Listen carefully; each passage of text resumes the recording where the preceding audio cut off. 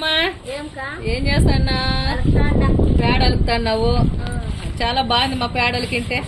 అప్పుడు పెద్దోళ్ళు ఇట్లా పేడలకి ఎప్పుడు ముగ్గులు పెట్టేవాళ్ళు. ఇప్పుడు మా పద్మమ్మ అయితే వారానికి 3 సార్లు అలికి బాగా ముగ్గులు పెడుతుంది అనమాట. పేడ దొరికితే మనకు కానీ మంచిదే కదా, అందుకని ఒకసారి పద్మమ్మ ఎలా అలికిందో చూపిద్దాం. చూడండి పేడ ఎంత బాగా అలికిందో. నీకు అలకల్ అంటే చాలా ఇష్టం కదా? అవునా, సరే అలికి ఎట్లా ముగ్గేస్తావు ఒకసారి చూద్దాం. ఇక్కడెక్కడ ఏమేమి ముగ్గులు పెట్టింది అనేది ఒకసారి మన అభిమానం ముందరకు కానీ తీసుకుపోదాము. ఈ ముగ్గులు ఎలా ఉన్నాయనేది కానీ తెలియజేస్తారు మన అభిమానులంతా. చూడండి పద్మమ్మ ముగ్గులన్నీ ఎలా ఉన్నాయనేది చూడండి ఒకసారి. మన పద్మమ్మ నీట్గా అలికి అన్నీ ఎప్పుడు ముగ్గులు పెడుతూ బాగా క్లీన్ చేస్తూ ఉంటుందన్నమాట.